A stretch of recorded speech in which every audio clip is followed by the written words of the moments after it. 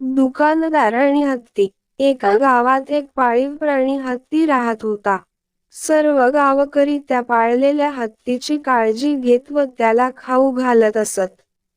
सर्व गावकऱ्यांचा तो हत्ती लाडका होता आणि सर्व गावकरी त्याला जीव लावत असे. हत्ती रोज सकाळी गावातील मंदिरात जात असे. रोज मंदिरात जाताना तो हत्ती एका फुलाच्या दुकानात थांबत असे. दुकानदार रोज फुले त्या हत्तीच्या सोंडेत देत असे.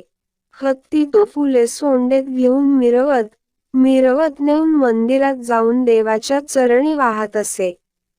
हत्ती ज्या प्रकारे फुले मिरवीत नेणे आणि मंदिरात जाणे लोक आनंदाने बघत असत.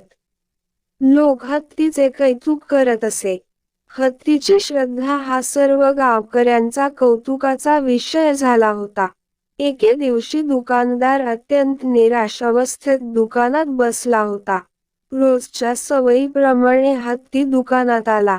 निराश दुकानदाराने हत्तीला फुले देण्याऐवजी त्याच्या सोंडेला सुई टोचली. दुकानदारने कारण नसतानाही स्वतःचा राग हत्तीवर काढला. हत्तीला फुले देण्याऐवजी हार ओवळण्याची सुई जोरात टोचल्यामुळे हत्ती दुखावला गेला व त्याला त्या दुकानदाराचा राग आला. आपल्याला या दुकानदाराने विनाकारण छळले त्यामुळे हत्तीने दुकानदाराला धडा शिकविण्याचे ठरविले. दुसऱ्या दिवशी हत्तीने दुकानच्या जवळून वाहणाऱ्या ओढ्याच्या पाण्यातून चिखलयुक्त पाणी सोंडेने भरून घेतले. हत्ती शांतपणे दुकानाजवळ आला. हत्तीने ते घाणेरडे पाणी दुकानदार, फुले आणि हारांवर फवारले.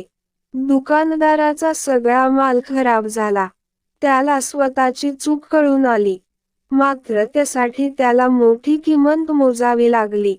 तात्पर्य: जसाच तसे.